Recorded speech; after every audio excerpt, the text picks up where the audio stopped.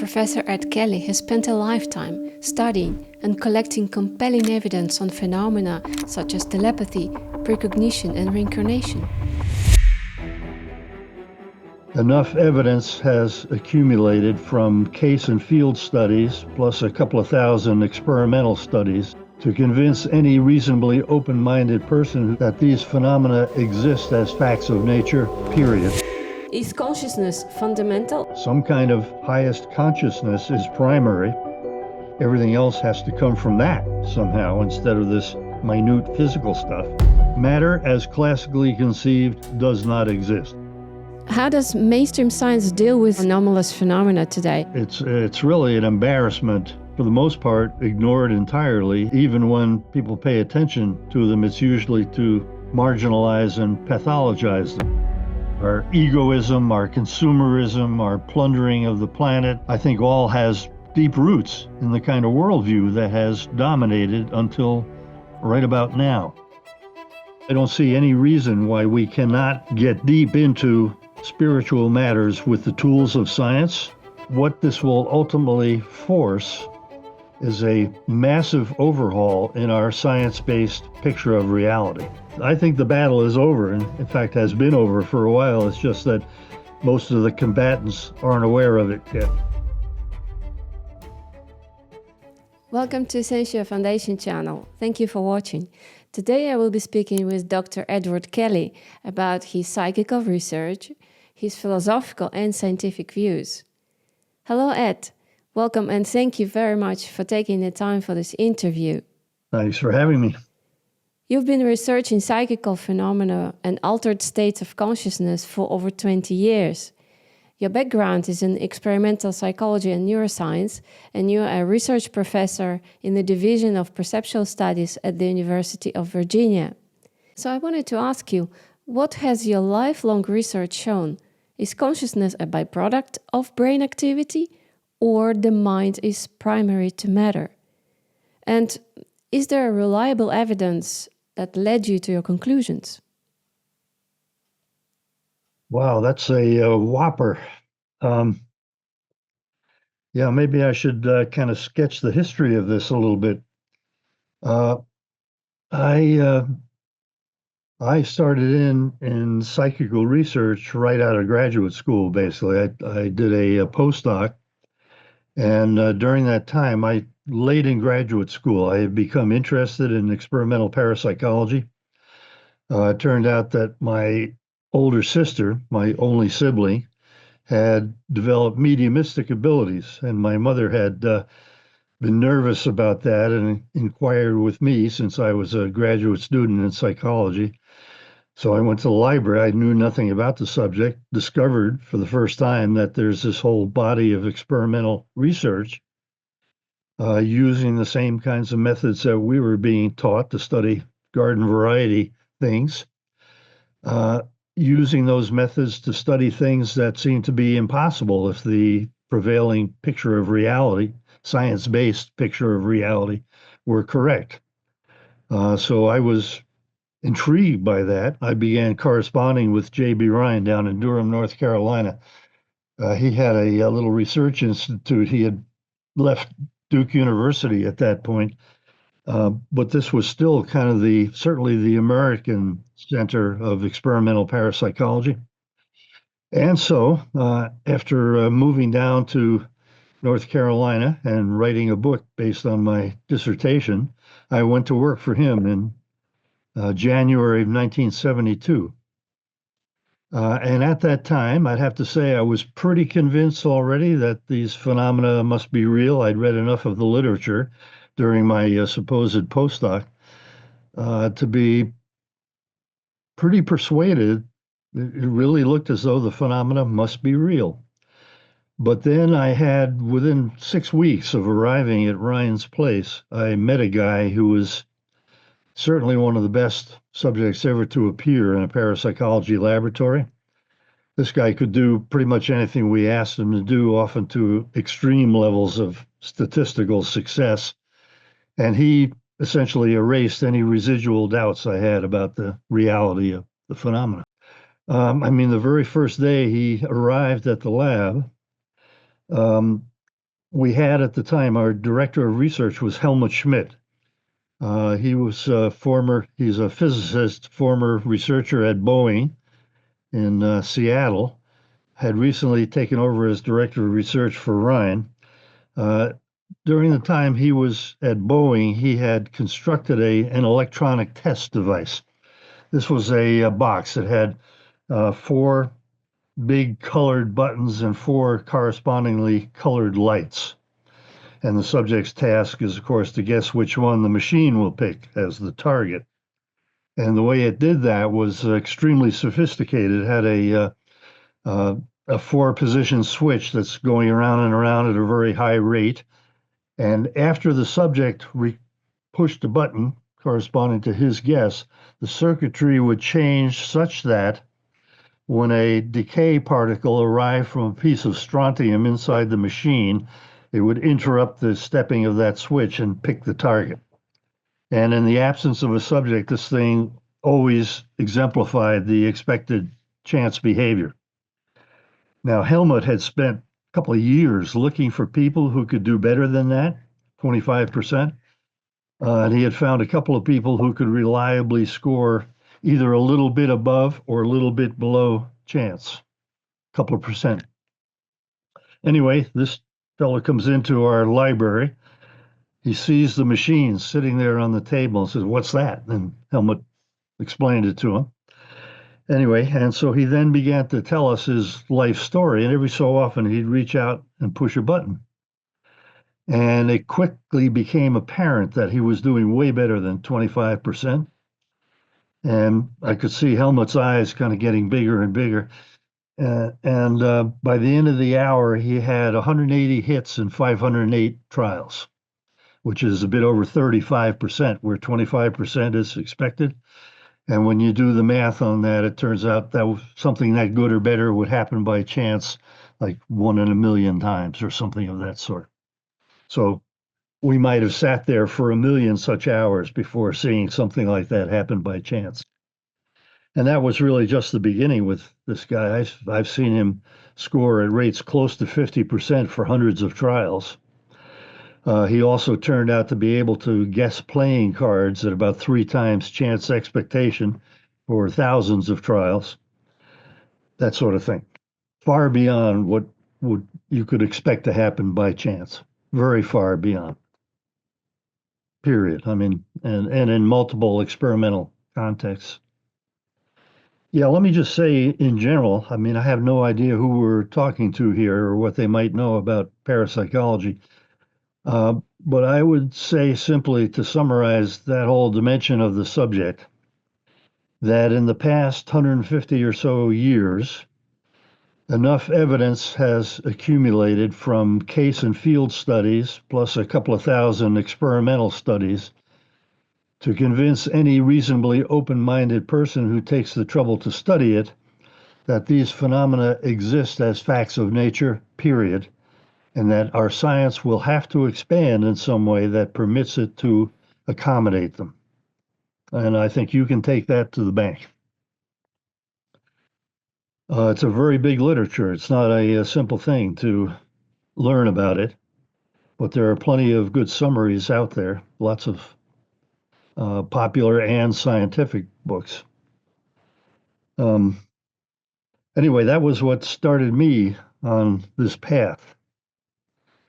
And I think, like most people coming to the subject from the scientific side, I really hoped at the beginning that some little adjustment somewhere in our scientific scheme of things would make all these problems go away and, enable our system to be healed, so to speak. But as time has gone by, I've become more and more convinced that there really is no simple fix, and that what this will ultimately force is a massive overhaul in our science-based picture of reality. Now, it's taken me a long time to get there, and by the way, I've been at this for over 50 years, not 20 years. I started in 1972 with Rhine. I had a long digression in the middle of my career. I had two children at the time, had to feed them, wasn't making any money in parapsychology, so I had to go back into mainstream type research. And I did that at the University of North Carolina doing uh, neuroimaging studies of somatosensation in humans. These are tactile stimuli, especially vibrations applied to fingers and things like that. We had a large neuroscience group there, and I worked at that for about 14 years in the middle of my career. Then came back to moved to Virginia, where I am now. Came here in 2003. And that was because I had remarried a woman who was working with Ian Stevenson, who was the founder of our division. Ian, you probably know, is best known uh, for his development of a new line of research related to the possibility of postmortem survival. That is, cases involving small children who begin speaking or acting as though they're experiencing something from a previous life that happened recently enough that you can actually go check, see whether they really do know things they would have no normal way of knowing. And Ian eventually and his colleagues found something over 2,500 such cases, of which about 2,200 are now entered into a big database at our division, DOPS, Division of Perceptual Studies. I want to hear your conclusion from the whole experience that you've had. Are you at some point became convinced that consciousness is not a byproduct of brain activity? Or are you still doubting that? Or are you saying with 100% certainty, in my experience and as a researcher, for whatever, over 30 years, you say you're doing this research, mind is primary to matter. What is your conclusion? Well, I'm definitely in the idealist camp at this point. I became convinced. Let me go back just a step here. The picture of the world that is challenged by the existence of these paranormal or psi phenomena that I was studying experimentally way back at the beginning is what's generally known as physicalism. It's a kind of austere modern descendant of the materialism of previous centuries.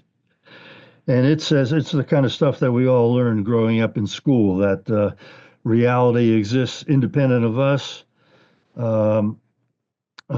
Space and time have been there from the beginning as a kind of container in which things can happen. Reality consists at bottom of some kind of ultimate tiny stuff, self-existent, unconscious, no sentience of any kind, moving around in accordance with mathematical laws under the influence of fields of force. And everything else that exists, including our minds and consciousness, is built somehow from that ultimate stuff, whatever it is. And it's changed, of course, over the centuries. Everything in mind and consciousness is manufactured by neurophysiological processes in our brains. We're nothing but immensely complicated biological machines. When the machinery dies, consciousness, personality are necessarily extinguished. There can't be anything like postmortem survival, period. That's the basic physicalist picture. Psi phenomena are one of the things that challenge it, but hardly the only things. And this is where I made my turn toward the theory side. This happened actually in 1998. By that time, I had married Emily, my wife, who was working with Ian Stevenson, and moved to Charlottesville actually in 2003. But in 1998, the year that Emily and I were married, we were also invited by Mike Murphy, the co-founder of Esalen Institute, to participate in a new fellowship that Mike was creating specifically to look at the evidence for postmortem survival. Now, I should say a little bit about Mike Murphy. He's a really extraordinary character, a Renaissance man, right in the lineage of the founders of the Society for Psychical Research in 1882 in England. I mean, he had read the masterwork of F.W.H. Myers, one of the founders, Human Personality and Its Survival of Bodily Death, a 1,400-page, two-volume treatise in which Myers put together all the evidence that he and his colleagues had been able to assemble up to that point and to advance a theory of human personality that is quite different from the kind of thing we have now.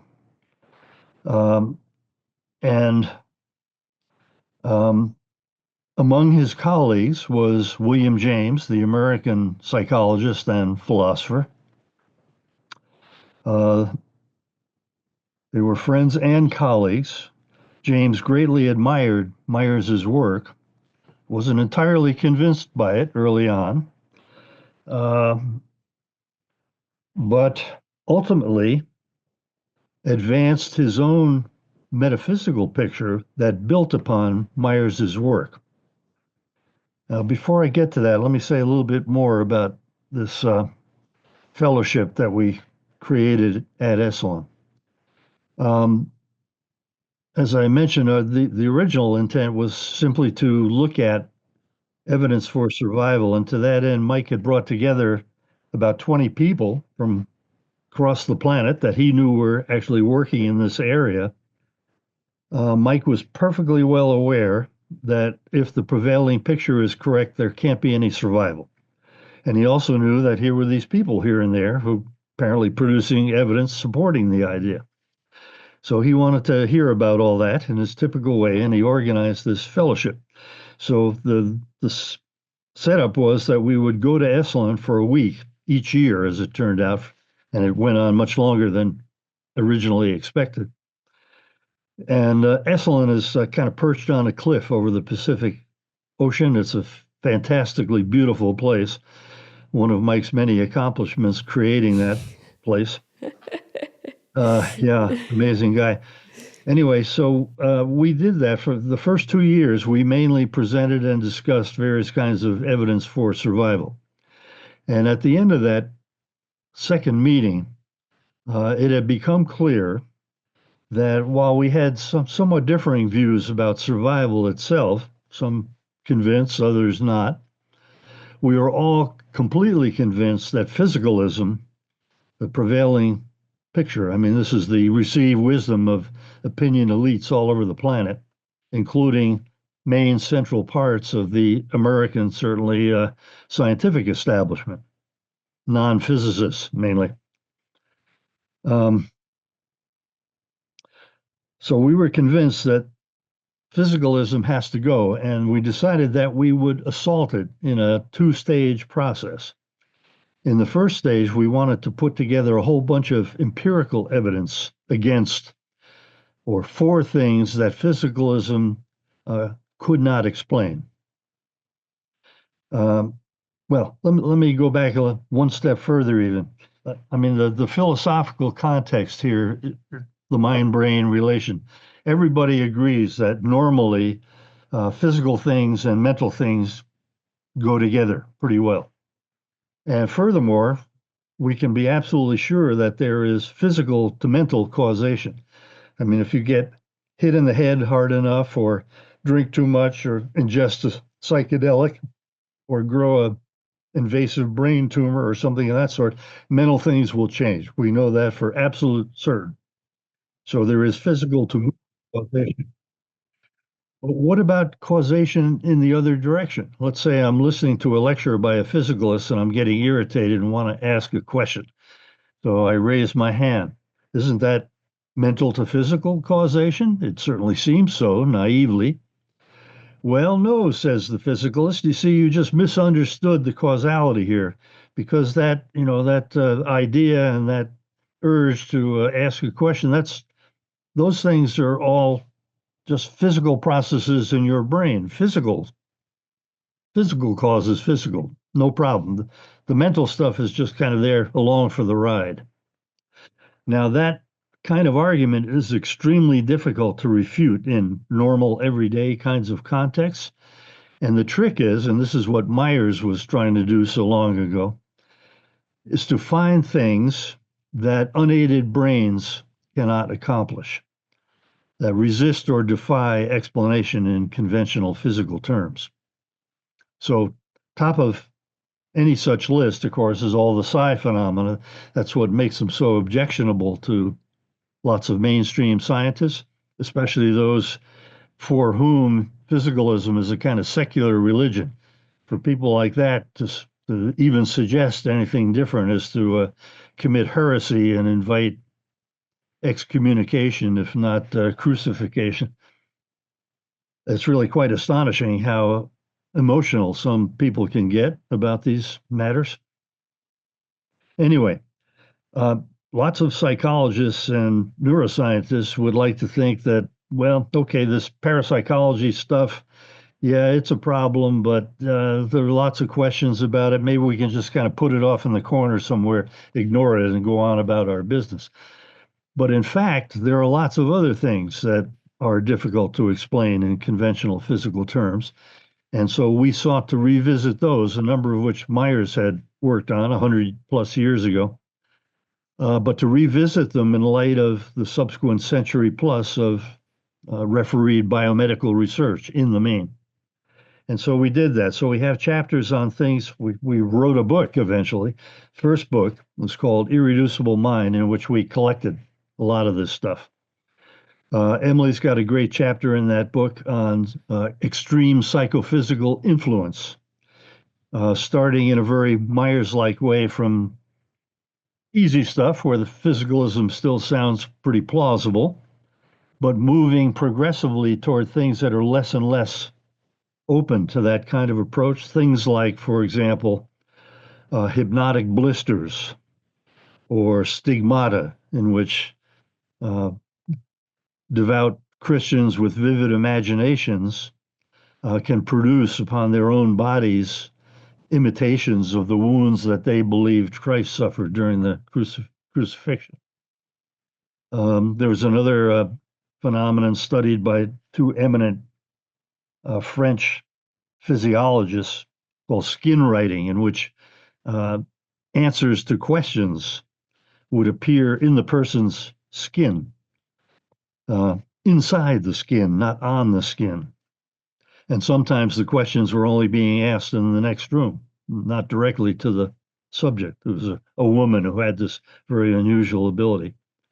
And there are things like maternal impressions, in which a woman early in pregnancy, in particular, first trimester, sees some ghastly physical injury, and the resulting infant bears a copy or resemblance in its organism to what the woman had witnessed. Here, it's actually an effect on another person's body, not your own body. So at that point, it connects with all the literature about psychokinesis, or mind over matter, in the world of experimental parapsychology. Let's see. Then we had a chapter on memory by Alan Gauld, a guy who spent a good part of his lifetime studying that subject in relation to the apparent memories of past lives and mediumistic communications, things of that sort. And Alan summarized a variety of conceptual and empirical problems in existing memory research. The arguments he presents in that chapter overlap a good deal with arguments that have appeared more recently, including arguments by people like Bernardo Kastrup about the difficulties of explaining consciousness in physicalist terms. And in fact, let me say parenthetically here that one of the really important things that's happened in the last few decades is the reappearance of consciousness research. You know, when I was a graduate student in the 60s, consciousness was a dirty word. We were still suffering the after effects of behaviorism. In fact, B.F. Skinner and company were on another floor of the same building that I worked in as a graduate student, William James Hall. anyway, yeah, consciousness was not a word spoken in polite scientific company during that period of time. Are you serious, Ed? Is it really, was it that bad? It That was the that word bad. conscious, Yes, really? absolutely. In fact, let me just mention here that uh, if there's anybody out there who has never seen John B. Watson's Behaviorist Manifesto of 1913, it's really worth looking at. It is so bizarre that it's hard to believe that anybody took it seriously at the time. And yet, behaviorism ruled the roost in American psychology for at least half a century. It was just beginning to break down at the time I started graduate school. But that's all changed.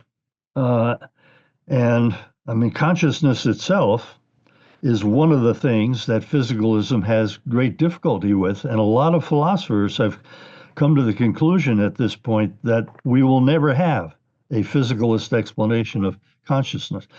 And that's been a great boon. I mean, we used to be like parapsychology people used to be like a little rowboat trying to steer the Titanic and not having very much success. But now at least there are other rowboats, some quite a bit bigger than ours, in the same territory, pulling in the same direction. So we're in better shape now. Anyway, let me get back to our developing book.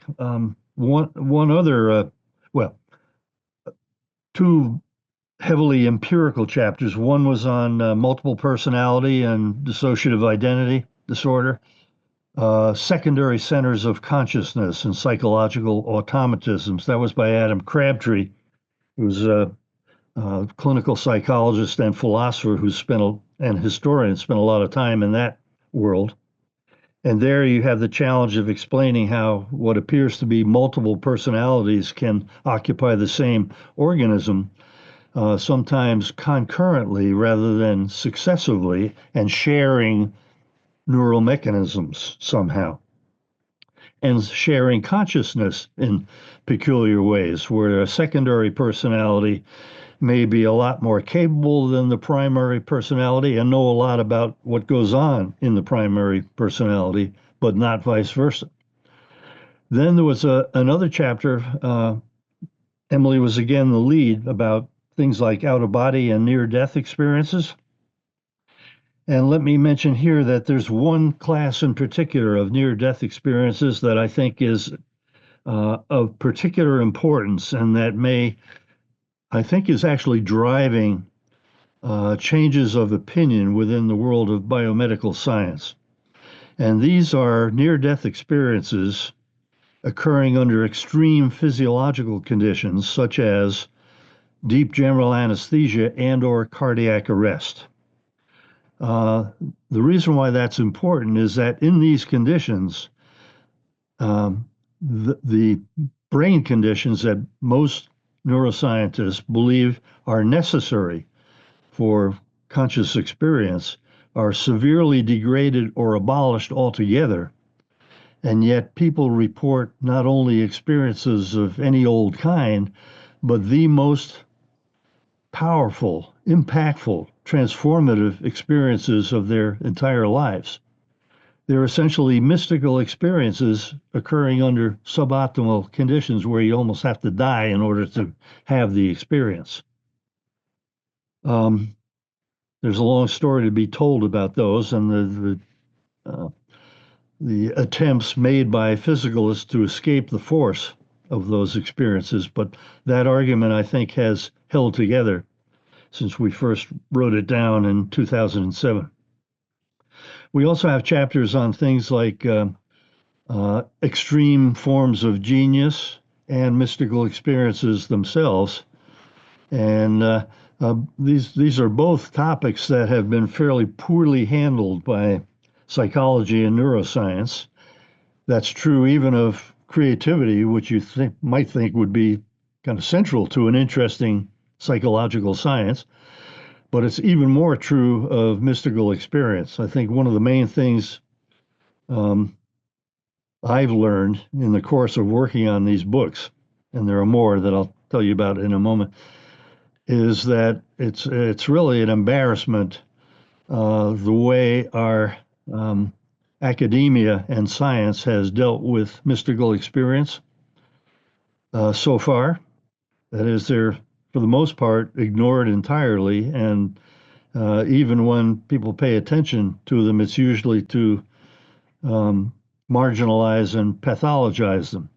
Unlike, in particular, say, Eastern traditions, Southeast Asian, Middle Eastern, that have taken mystical experiences as windows into normally hidden parts of reality.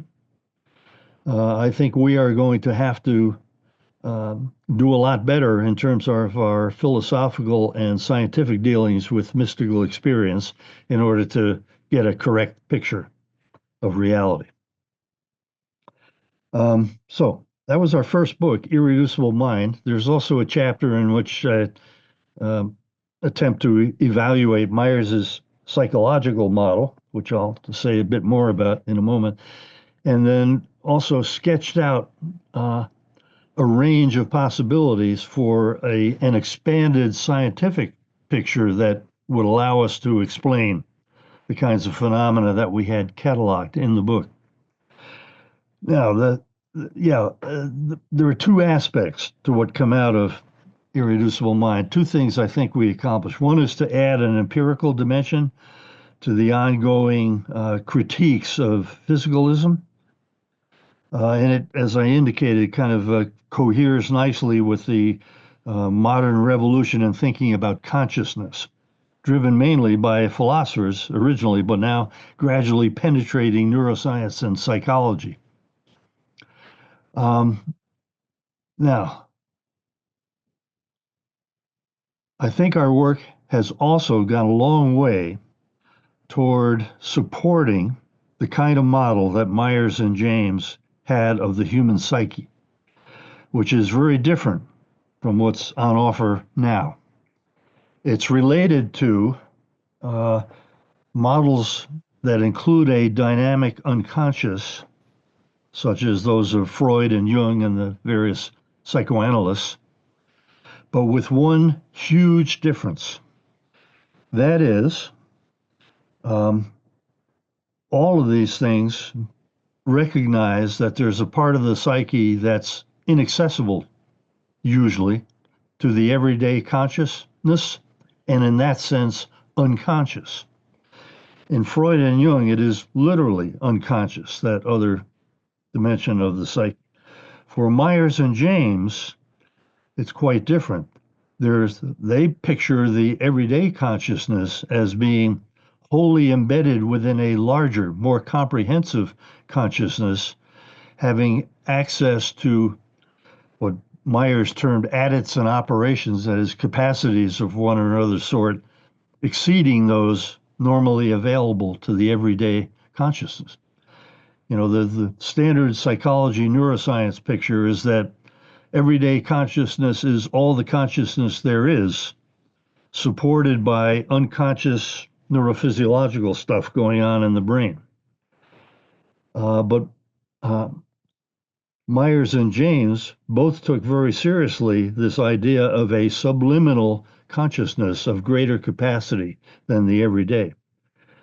And well, James was the one who really explicitly formulated the logic of the situation, saying that most people take these correlations between mind and brain as proof of the standard conception. But that correlation can be interpreted in a different way, namely that conditions in the brain permit the expression of these higher capacities that are normally inaccessible to us. That is, the higher consciousness can express itself through the brain under conditions that we certainly don't know much about right now, but we certainly have the means to learn a great deal more about, especially now that we're beginning to have experimental access to those conditions through things, for example, such as meditation and psychedelics. So I think that a big part of the future agenda of my field will be to begin seriously studying this issue of what conditions in the brain permit the expression of these capacities. And if we could do that, among other things, we could hope to find ways of encouraging the production of these states in more people. I think it potentially is a tremendous step forward, both individually and collectively, to make these kinds of experiences more accessible to more people. For example, one of the things that's become clear about near-death experiences, and which has been clear for a long time about mystical experiences in general, is that those who have them, whether they have them through some kind of deliberate practice or just blunder into some condition that allows them to happen, near-death experiences being the sort of extreme case of that sort, is that they tend to become better people, less egoistic, less selfish, less preoccupied with, money and status and all that, more communally oriented. And lots of people have argued that, wow, if more people could be like that, our whole civilization would probably be a whole lot better off. So that's where it's headed, I think, in terms of future science. And if I were a young person just getting started, that is certainly where I would go, probably to psychedelic neuroimaging research and meditation neuroimaging and maybe other things that kind of push in the same direction. But now there's also, this kind of a psychological picture lends itself to alliance with very different philosophical, metaphysical ideas than the classical physicalist picture. So the phenomena you mentioned, there is a huge range of it, right? So it's where you see that it appears that the mind influences the body. So the mind is actually primary to matter in this case. But have you explored traditional explanations, traditional root causes for such phenomena like skin writing or multiple personality disorder and so forth? Isn't there a sort of traditional mainstream explanation that is plausible in your view? There are attempted explanations for many of these things, but I think they fail. And actually, the chapters of our book, Irreducible Mind, explain why we think they fail. Those are big subjects, each one of them, but that's the general answer. The phenomena that we cataloged in our book were chosen specifically because they resist, or in some cases defy, explanation in conventional terms. So you're saying that you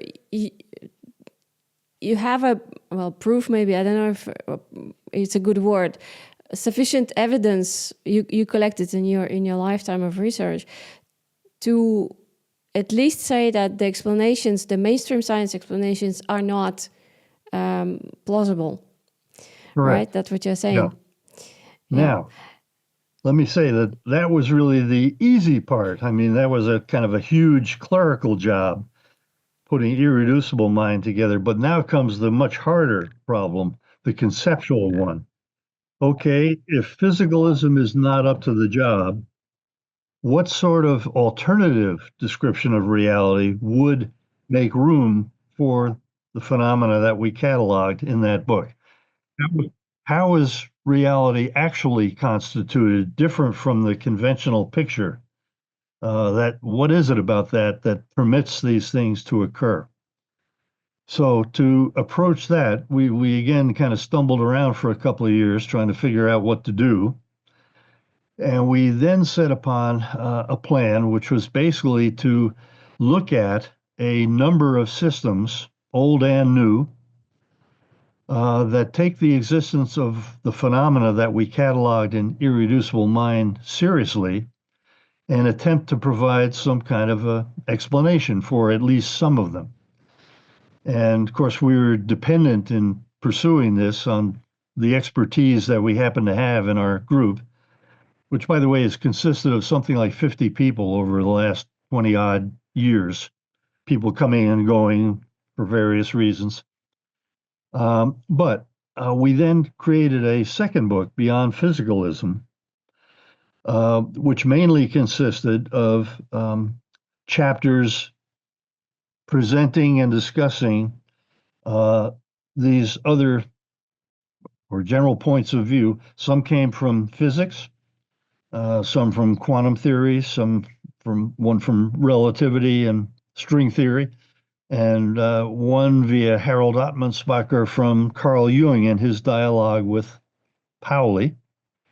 We also looked at mystically inspired religious philosophies, in particular, a couple of versions of Hinduism and Neoplatonism, and modern expression in Aurobindo, a kind of tantric form of Hinduism, which connects, according to the author of that chapter, Eric Weiss, very nicely with Whitehead's process metaphysics. And we also looked at several Western philosophical systems, those of Leibniz and eventually Hegel, Charles Sanders Peirce, and Whitehead. And toward the end of that book, Beyond Physicalism, Michael Murphy and I, in our different ways, attempted to kind of see what is the central tendency of all these systems? What do they have in common? What kind of a picture do they tend toward as opposed to the one that currently dominates expert opinion in most of science and society? And what we came to was essentially a realist idealism, that is essentially the metaphysical opposite of physicalism, in which some kind of highest consciousness is primary. Everything else has to come from that somehow instead of this minute physical stuff. I'm certainly not going to claim that we have a finished theory of that sort, but I think we have a strong sense of direction that it's out there somewhere, that the right answer, or a much closer to right answer, can be found. And we're continuing to pursue that. From a kind of natural theology point of view, it goes under the heading of evolutionary panentheism. Panentheism tries to split the difference between traditional theisms, with a kind of all-powerful being who creates everything and lets it run on, may or may not intervene in various ways, and pantheisms in which the ultimate reality is identified with everything that exists in actuality. Panentheism splits the difference in the sense that the highest consciousness, whatever it is present in everything, and yet there's something left over from what we find around us. Here we find ourselves in this world as seemingly independent beings who generally experience the same stuff around us. We can agree about what's there. The trick will be to find a system that, in some detail, allows us to explain how both we and it can come out of this ultimate consciousness, whatever it is. William James, and I trace this in the last part of chapter 14 of Beyond Physicalism, William James built explicitly on the psychological theory of Myers, which he held to be empirically justified. But he was also in league with people like Gustav Fechner and Henri Bergson and F.C.S. Schiller, another metaphysician at Oxford at the time. James imagined, and let me just say too that James kind of previewed where he was headed in Varieties of Religious Experience, which is probably still the best-selling book in the history of psychology. And he says multiple times in that book that explicitly that he is building on the work of F.W.H. Myers, using Myers' psychological model to explain various kinds of religious phenomena. And at the end, he hints at the direction he is going to take this, which is more fully worked out in his last book, A Pluralistic Universe, published in 1909, the year before he died, in which he takes Myers's model with this subliminal consciousness. And by the way, that's the part of the psyche that Myers imagined surviving bodily death. He imagines it having a higher environment of its own, possibly several levels of higher integration, leading toward some highest consciousness, which is not quite, however, the absolute of the British idealists of the late 19th, early 20th century. And all this is kind of traced in some detail in that chapter in Beyond Physicalism. So it's in that direction that I've gone. We have another book I should mention, Consciousness Unbound, published in 2021, which continues the themes of the first two books. There are empirical chapters, for example, state of the science summaries of things like near-death experiences, precognition, which is theoretically crucial, and cases of the reincarnation type, and then a bunch more theoretical positions that fall into the same general category. Chapter on the late transformation of Jung, for example, by Roderick Mayne, Jung's scholar, who shows clearly that Jung himself, following a near-death experience of his own, in connection with a heart attack, was moving very strongly in the panentheism direction. Then we had chapters by Bernardo Kastrup on his analytic idealism, one by Federico Fagin, which I personally find particularly congenial, mainly because it lines up very well with the Myers-James picture of things, and a couple others. And then some, for the first time, we began at least beginning to look at how ascendance of a picture of this general sort might have positive impacts on both academia and society as a whole. I mean, I think something that we share deeply with Bernardo and a lot of other people is the sense that the prevalence of physicalism and the kinds of behaviors that it encourages is the source of a lot of our gigantic and potentially lethal problems as a civilization. Our egoism, our consumerism, our plundering of the planet, our loading ourselves with potentially lethal weapons, all that kind of stuff, I think all has deep roots in the kind of worldview that has dominated until right about now. And that if we can find a scientifically compelling, improved picture of reality that helps people to feel connected with something fundamental in the universe, have a spiritual life of some satisfying kind, that could be a very good positive contribution to the very dangerous situation that we find ourselves in. Anyway, I'm sorry to kind of go off on that tangent, but it is an important part of the current situation, and I think the kinds of theoretical contributions that people like Bernardo and Federico and we are attempting to make could feed into that situation in a positive way.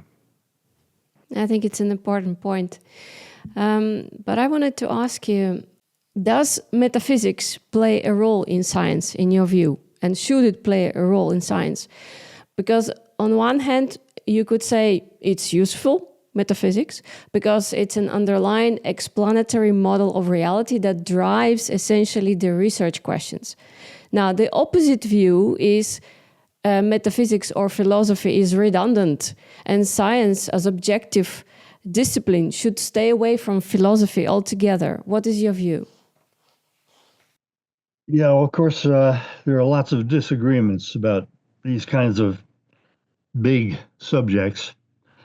But in my view, and I know it's shared by a number of members of our group, including a number of physicists, by the way, uh,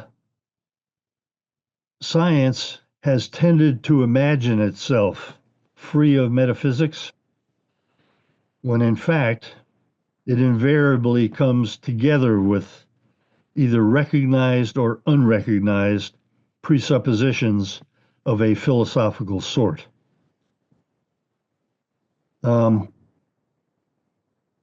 This actually was a subject of conversation between Myers and James at an early date.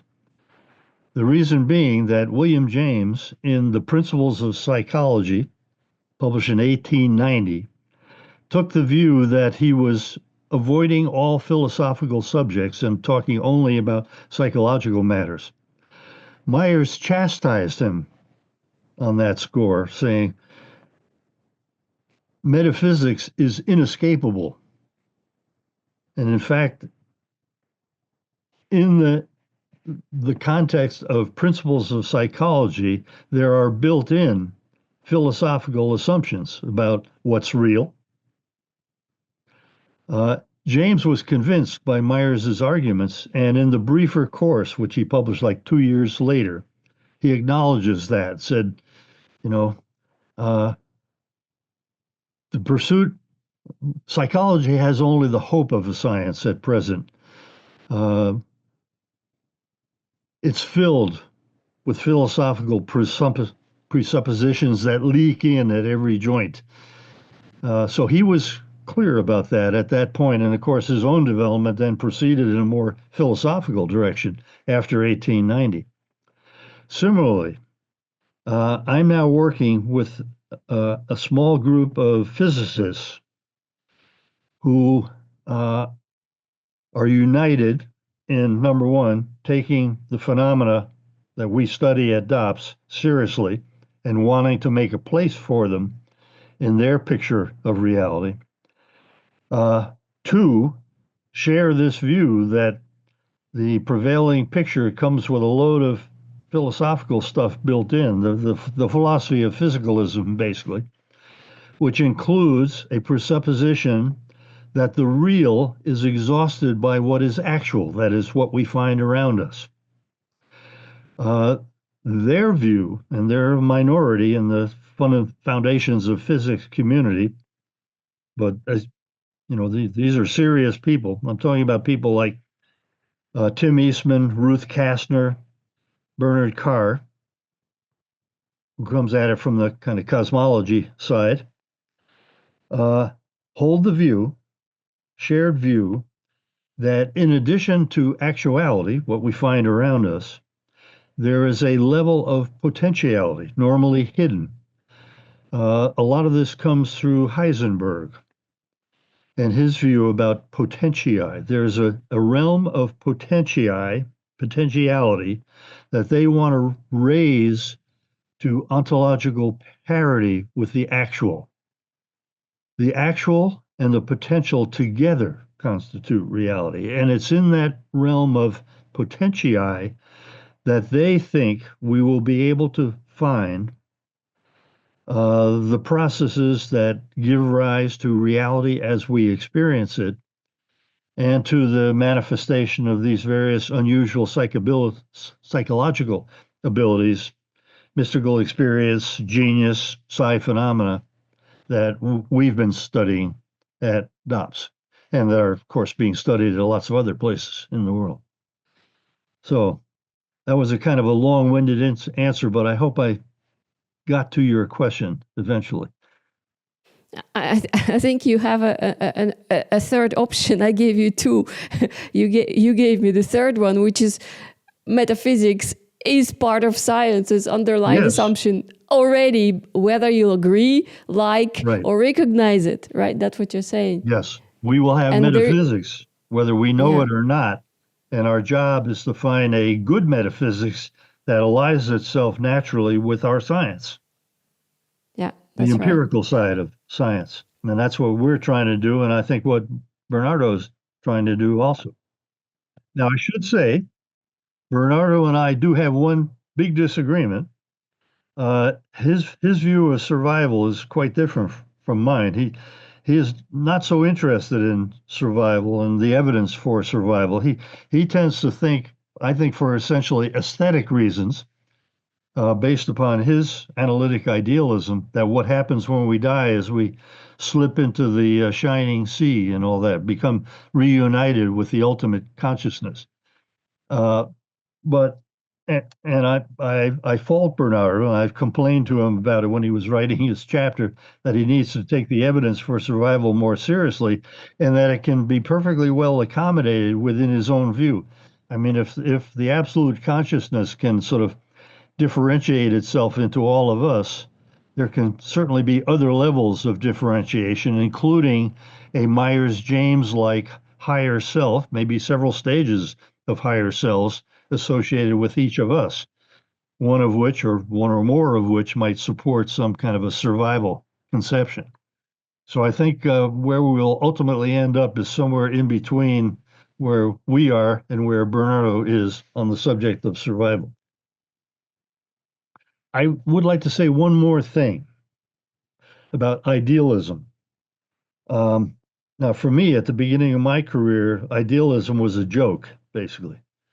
It was, a crazy idea that some people had had somewhere in the distant past, but no informed scientist could possibly take it seriously at this stage of civilization's development. Well, of course, I've changed radically on that front, and I am now a subscriber to some as yet ill-defined form of idealism. We aspire to make it into a full-fledged realist idealism, but haven't gotten there. But something you often encounter from other scientists in particular, and some philosophers as well, is what's sometimes called the inverse hard problem. That is, a physicalist might well say, okay, we're having a hard time explaining consciousness. It's true, but we will eventually, you can be sure. That's the promissory materialism business. But look, you idealists, you've got exactly the opposite problem. How do you explain matter from consciousness?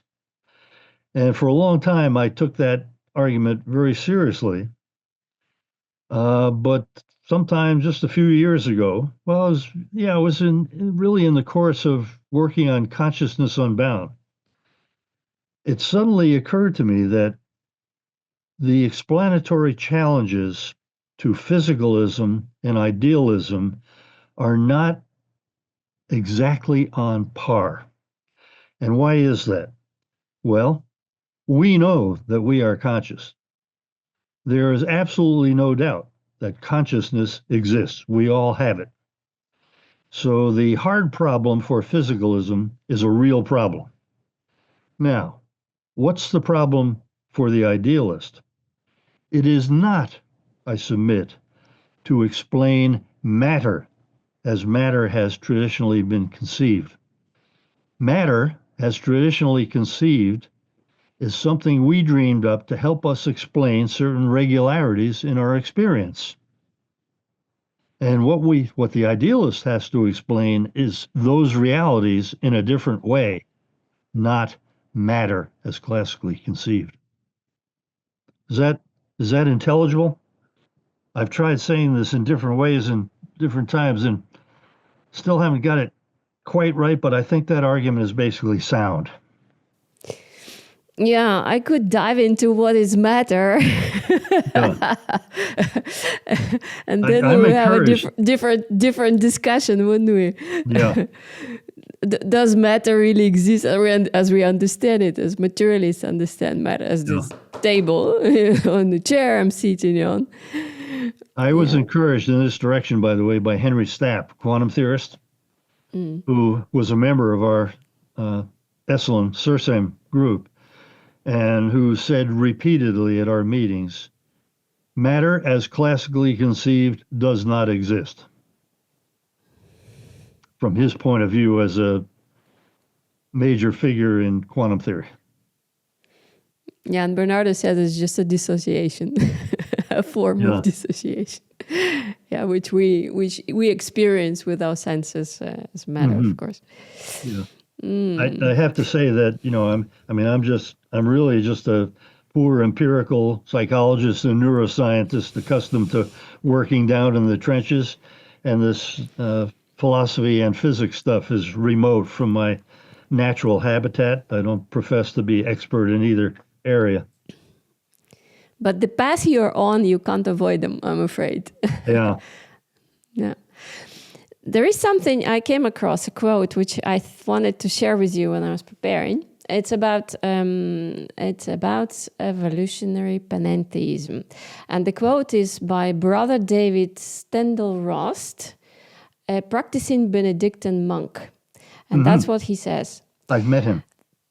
Really? Oh, Yeah. that's interesting. Fascinating. Now, speak on synchronicities. Now, the quote says, there are at least 3 ways of talking about spirit. You can say what spirit is like. You can say what spirit is not. Or you can have a direct experience of spirit. And the best way to say what spirit is like in today's world is evolutionary panentheism. Mm-hmm. So I think there are more people who share your view that that's probably the closest model of the truth. Well, or objective reality. Like I said earlier, I have we collectively have a strong feeling that that's the right direction to be poking out in. We're not really quite there yet in terms of having a adequately detailed theory, but we're moving in that direction. And so far, at least, I don't see any insuperable obstacles. Let me just mention a couple of other things that have come up more recently. I mentioned earlier about how the renaissance in work on consciousness, both in philosophy and psychology and neuroscience, has been one of the strong drivers of the kind of position that we're advocating. I've recently come to realize that there's a huge development taking place in theoretical biology, which really amounts to a reversion to a point of view that was prominent at the beginning of the 20th century, got eclipsed for a while by the rise of molecular biology and so on, but is now coming back very strongly. That basically takes the organism as the best model of what's at the bottom of reality, and talking specifically about mental properties of smaller organisms well below the level of those that have central nervous systems, and even down at least as far as single cells and their constituent organelles, things of that sort. It's a big shift, and it's partly encouraged by the impending collapse of the neo-Darwinian evolutionary synthesis, which has been dogma for 80 plus years.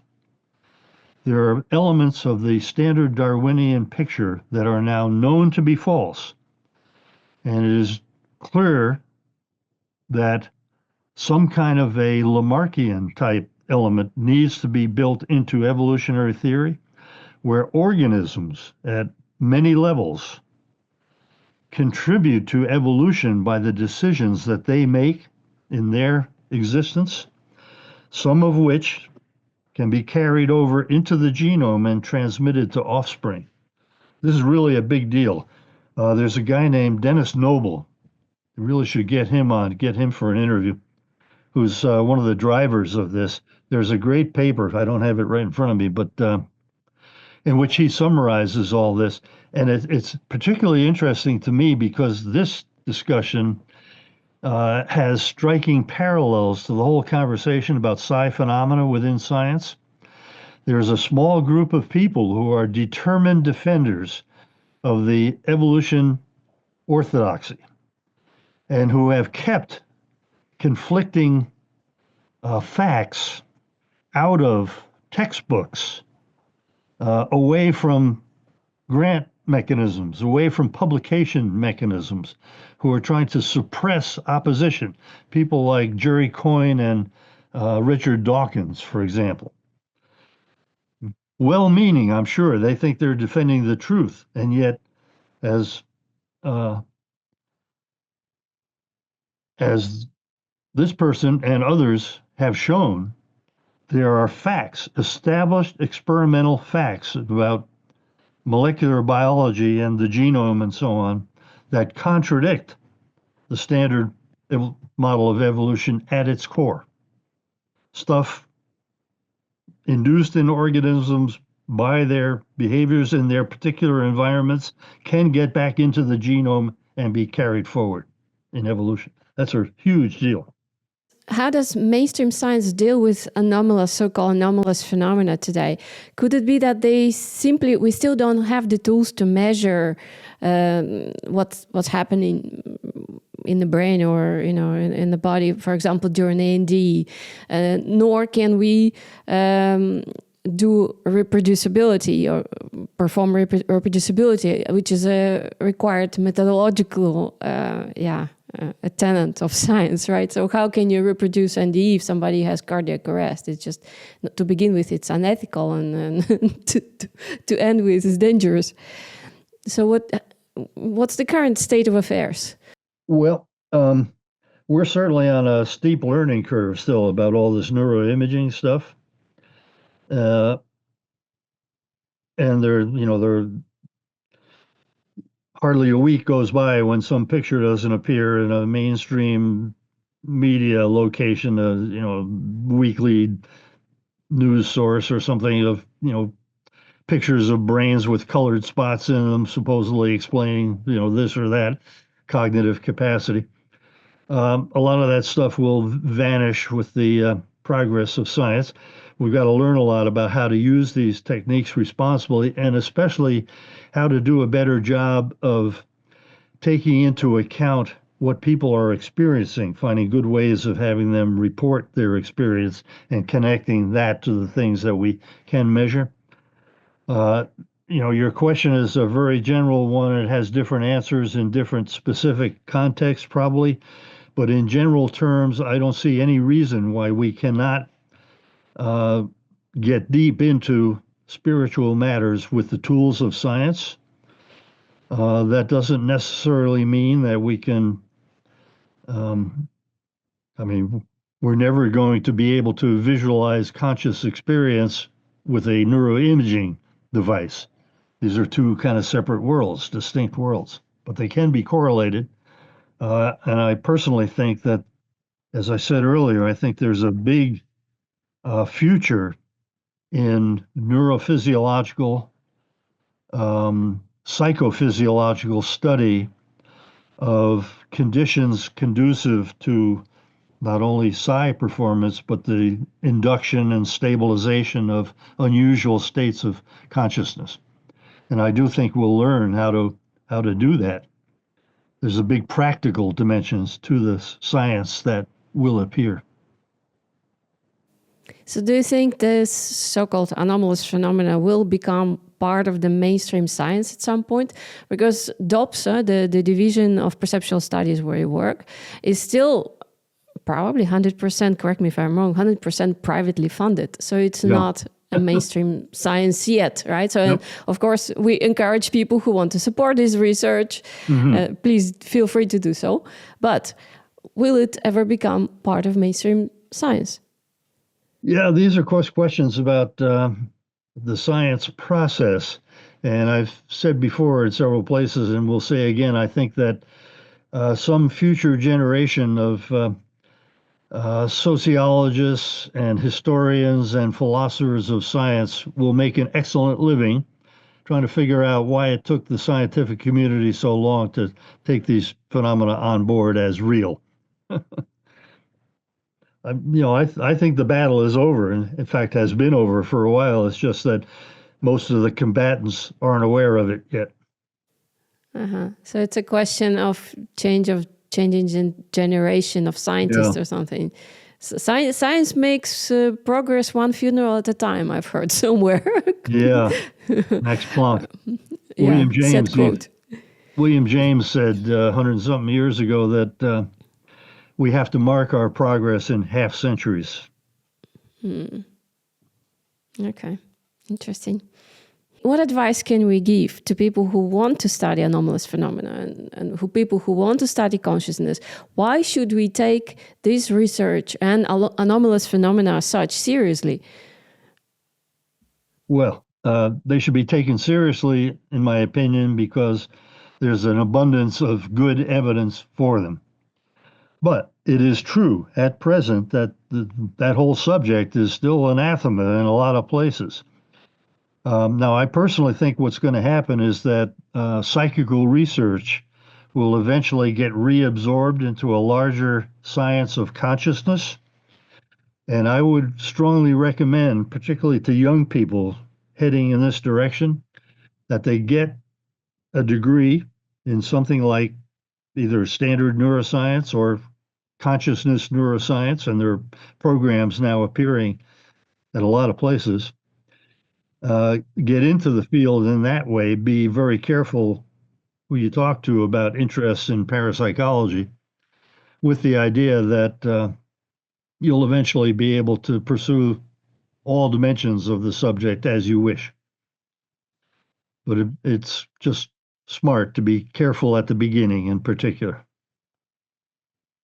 You have a hobby horse called mystical experiences, because you often talk about them and you often mention that the research on mystical experiences, even in non-mainstream science, it's largely ignored as a topic.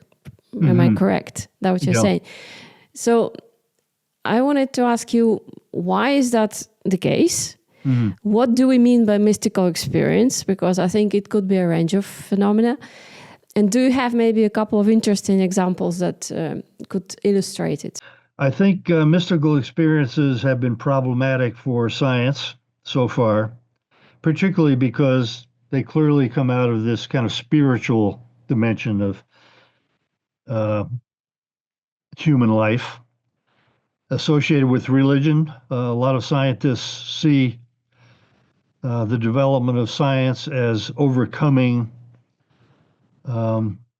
traditional religious pictures of the world. And I think there's a lot of truth in that. At the same time, my personal belief is that the rise of secular humanism in particular, which portrays this inevitable conflict between science and religion, has been unfortunate. In the sense that it's kind of caused us to throw out the baby with the bathwater as we've grown up scientifically. And I see what's going on now is our beginning to recover the baby and to integrate it with a larger picture of science itself. I mean, there are lots of scientists now, even now, who have a spiritual life quietly, privately, usually kept strictly separate from their day jobs. I mean, William James, in his characteristic way, pointed this out 100 plus years ago. He talked about how modern laboratory scientists, good Christian husbands and fathers, as he put it, materialists in their day jobs, and good Christian fathers at night, holding together thus loosely the two ends of a chain, they are careless of the intermediate connection. That's typical James, colorful, beautiful language. And I think there's a lot of that going on. I think the level of spiritual interest among scientists is really quite a bit higher than you might think from the scientific literature itself. And I think what we're and our colleagues are doing basically is trying to find ways of reconciling science and spirituality, not so much with particular traditional faiths. In fact, I mean, there are a lot of people out there who recognize the evils of physicalism and its contribution to the problems of our civilization, and who want to find some kind of a re-enchantment of the world. But for many of them, that amounts to going back to some earlier state of things, including perhaps one of the traditional faiths. I'm not interested in creating a new religion or anything like that, but I do think that the way forward is to find an expanded picture of reality, drawing upon science that makes room for spiritual experiences and perhaps helps people to have such experiences. That's where I think we're really headed. The mystical experiences, what's behind it? Is it because people often say that there is this inner drive that sort of brought them to those experiences? Bernardo called it diamond sometimes. Is it our inner nature to have those, at least for part of us? I think, to have a mystical experience is to take a step in the direction of that higher reality that Bernardo and we both think is out there, really. What's behind it? Is there evolutionary advantage? Why I keep on having it? Some of us, or most of us actually, people don't talk about it, about dreams and premonitions and synchronicities, and it's just we ignore it, but it's there. It's like part of our reality which we completely ignore. But then, what's behind it? Well, survival, evolutionary advantage, or what is it in your view? Well, one of the points that Dennis Noble makes is that this reconceptualization of biology in terms of cognitive capacities and even very small organisms that can get incorporated into evolutionary advance, that drastically changes things. It allows evolution to move in a direction that gradually provides higher access, greater degrees of access to this underlying higher reality. And it's certainly true. I mean, mysticism is an enormous subject. Mainly, it's been the preserve of religious studies up to now, but I think it lends itself to various kinds of scientific approaches. And the general tendency in terms of impact on philosophy is to push in the direction of idealism. And William James in The Varieties has already said that in his philosophy chapter. He said mystical experiences point inescapably in the direction of some kind of idealism. Like us, he wasn't real clear about exactly what kind. And I think it's still up for grabs exactly where this will actually come out. But I think that is the clear tendency philosophically. And what mystical experiences tend to do for people who are lucky enough to have them for whatever reason is to put them in direct touch with that higher aspect of reality that's normally invisible to us. The relationship between the brain and the mind. Are our minds confined to our brains, or do they extend far beyond our brains? Well, I think the latter, of course, and our three books explain how we got to that view of things. Particularly the first. I think the first is I think that's a contribution that will last. It has real staying power. It's gotten way more circulation than most books of that sort. I should say that that's partly thanks to Eben Alexander, the author of Proof of Heaven, a neuroscientist who had was put in a coma by a bacterial infection of his brain. He says in his book, his first book, Proof of Heaven, that title, by the way, was supplied by the publisher, not by Eben Alexander. Anyway, somewhere in that book, he refers to our book as a sort of one-stop source of information about lots of the relevant subjects. And when he published that book, which has sold millions of copies, the sales of ours doubled instantly. So he's responsible for a good bit of our success, but it is getting around. And we also, by the way, we were enabled by John Cleese to buy a bunch of copies ourselves and distribute them individually to targeted persons in the academic mainstream, a few of whom responded, including Tom Nagel, who thanked us for a copy. And I don't really know this, but I suspect it may have encouraged him to write his wonderful book, Mind and Cosmos. Short book. I mean, Tom Nagel doesn't want to embrace any kind of religious doctrine. He's not interested in theology at all, although he admires some theologists like Alvin Plantinga at Notre Dame. But he takes for granted that physicalism cannot account for all the properties of minds and consciousness. And his book really goes on from that. That's the starting point. So I think we may have privately encouraged him in that direction, or at least I hope so, because I think that's a wonderful book. And boy, did it cause tremors in the physicalist establishment. Do we have an idea by what mechanism are our minds extended beyond our brains? Would morphic resonance be one of the hypotheses? It's among the contenders, yeah. What is the role of the brain? How do you see the brain? Well, in my everyday role as a scientist, I immediately lapse into dualism. Think of the brain as a complicated but conventional physical object.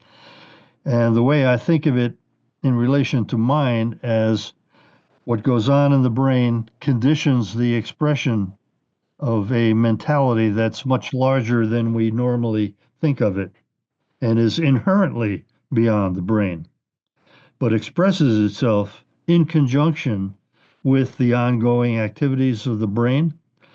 I tend to think like Henri Bergson that one of the primary functions of the brain is to act as a sensory motor interface, collecting information about the environment and allowing us to act upon it.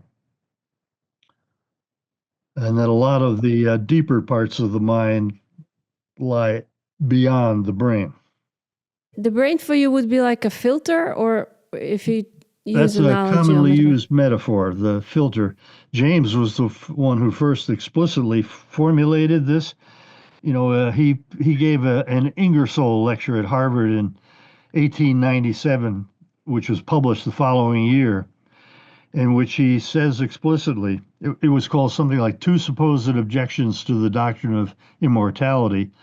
And one of those objections was, of course, that mind really is just brain activity. Therefore, when the brain dies, it's gone. And in response to that, he said, well, the correlation between mental and physical stuff encourages a lot of people, particularly scientific people, to think that mind is generated, produced by brain activity. But it's possible to think of it in a different way, such that the brain simply transmits or permits activities that originate elsewhere beyond it. And it was clear that he preferred that interpretation. He alludes to Fechner in that context and Myers. Filter has come along more recently. I think it was actually Aldous Huxley who first talked about, there's a mind at large, a big mind out there somewhere, which expresses it through our brain. And he thought of the brain as a kind of filter or a valve, a reducing valve. That was what he thought. And that's not quite satisfactory, because on that picture, what comes out, the measly trickle that comes out of the reducing valve is of exactly the same sort as the big reservoir behind. But things are really much more complicated than that. There's this richer, more complicated kind of mentality behind the scenes that expresses itself only partially and fitfully, depending on conditions in the brain, which we presently don't know much about, but I'll say a little more about that in a moment, but which we have the capacity to learn a whole lot about, and will, I'm sure. Yeah, what I wanted to mention was that in Beyond Physicalism, there's one chapter in there by a neurobiologist, David Presti from Berkeley, and myself about physiological conditions related to um, expressions of psi, genius, and mystical experience. And in it, we, at the end of that chapter, we tentatively pointed to one aspect of brain function that seems to be especially closely connected with this subject. And it's become clear in particular, not only, but in particularly through the initial neuroimaging studies of responses to psychedelics. In particular, there was a study published in 2012 by a British group using injected psilocybin together with functional magnetic resonance imagery, two kinds. And what it showed, which was totally amazing to everybody, was that contrary to expectation, no increases in activity were found anywhere in the brain. And in particular, the thing that correlated best with the intensity of experience was the deactivation and decoupling of major nodes of a brain system only recently recognized called the default mode network, which can be understood as essentially embodying the everyday self or ego.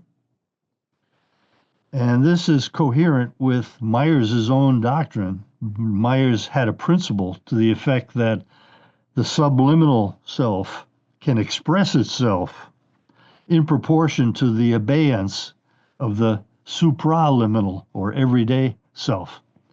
And this is right in line, of course, with meditation traditions, which tell you that you got to shut down all the normal chatter that's going on inside. And if you can do that, then this higher stuff can begin to flood in.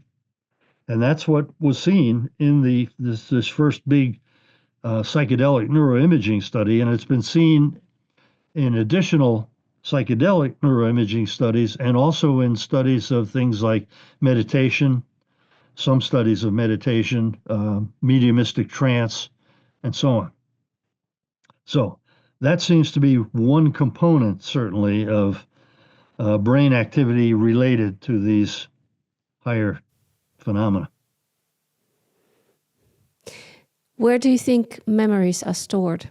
Oh boy. Well, uh, I refer everybody to Alan Gould's excellent chapter in Irreducible Mind for a detailed answer to that. But I don't think they're in the brain at all. And I'm not the only person who thinks that way, certainly.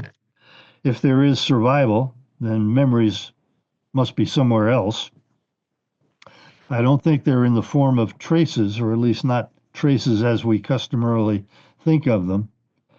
Like Myers and James, I'm inclined to think that um, experiences that we have continue to exist somewhere. This is a big part of Alfred North Whitehead's process metaphysics, the basic elements of which are what he calls occasions of experience, and they're objectively immortal. And the entirety of the history of experience is potentially available to the creation of any new experience in his system. I think something like that is the case. You do believe that our physical body or we survive death, right? And if so, who or what survives death? Certainly can't offer any definite answer to that question at the moment. In fact, let me say first that uh, we can't even say for sure that everybody does survive, or for how long, or in what circumstances. There's no reason to believe a priori that the same thing happens, everybody follows the same path. Maybe what happens to you depends on how you behave while you're in the flesh. But Myers had a quite definite idea about this. He thought it was the subliminal self, capital S, that survived. This is the larger self in which the everyday ego is embedded. And that's potentially consistent with what we see in the cases of the reincarnation type. There is some carryover of not only specific memories, but specific personality characteristics, tendencies, and all that from one life to the next. Haven't seen any direct evidence of something like karma, where your next life is a kind of moral response to how you behaved in your previous life, anything like that. It may be the case over a larger time scale, who knows? But I think something like that, not necessarily in quite the form that Myers held, is probably the case. And this is the essence of my disagreement with Bernardo, by the way, that I think we have to pay attention to the evidence for survival of personality. I mean, there are some cases in which it looks for all the world as though the entire mind of a certain person is still operative following physical death. One of the best cases of that sort is the case of GP, a young guy who had died in a fall, soon began communicating through the medium Mrs. Piper. William James was a keen student of that subject. Yeah, I mean, sometimes the evidence that comes through is not just a matter of, facts that can be verified, but a kind of verisimilitude in the appearance or the character of the communications that show the same kind of vocabulary, diction, sense of humor, detailed knowledge of specific shared events, that sort of thing. It can be quite hair-raising in its best forms. And of course, there's a great deal of mediumistic communication that's just twaddle and rubbish, as many critics have noticed. But in this field, you need to be discriminating and be prepared to ignore twaddle in order to get to the good stuff, shall we say. So you don't think that we are sort of points of view of a large universal consciousness going after that, going back to that field? Yeah, I do share Bernardo's sense that the ultimate aim of the whole process, whatever it is to allow us to merge fully with that higher consciousness, which exists within us as in all things. But I imagine it as being a longer and harder road, I think, than he does. He thinks it happens automatically to everyone when we die. I rather doubt that. Not that we know. Nobody really knows, except those to whom it's happened, whatever it is. Is consciousness fundamental, or there is something else underneath it? That's the main idea that people like Bernardo and I share. That the ultimate reality is a higher consciousness of some sort, about which we don't know very much. It's irreducible, like what Federico Faggini is saying. The consciousness is omnipresent, omnipotent, irreducible, and fundamental. So there is nothing, no reality beyond that, actually. I believe that is true. Okay. So you share that point of view. And that's also part of your theory of the realist idealism, right? Yes. Okay. Are you planning to develop that theory further? Are we expecting a new book coming? Well, we are partway into formulating a book 4. I'm almost 85 years old now, and I'm not sure how much time I have left, but I hope to get that out sometime in the next year or 2. Okay. That's very good.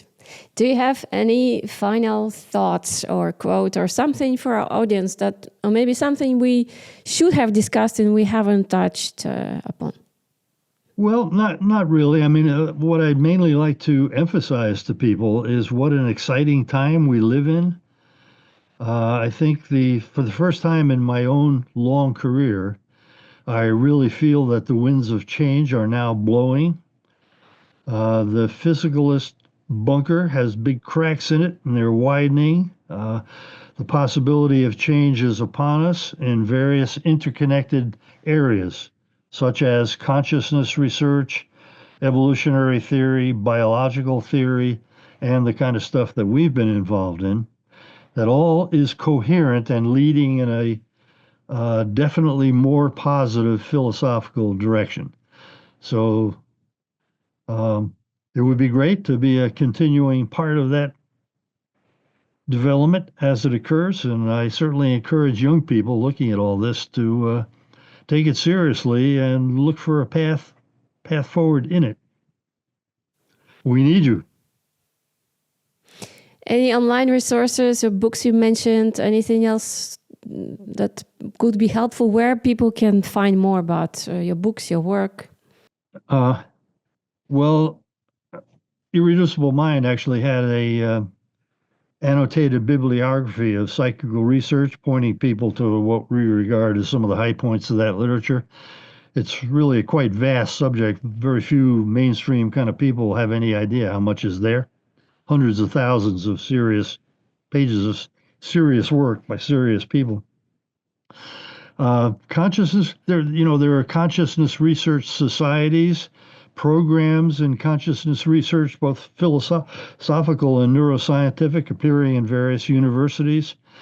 There's Parapsychological Association in the U.S., which is it's actually the main scientific organization under the auspices of the AAAS in the United States.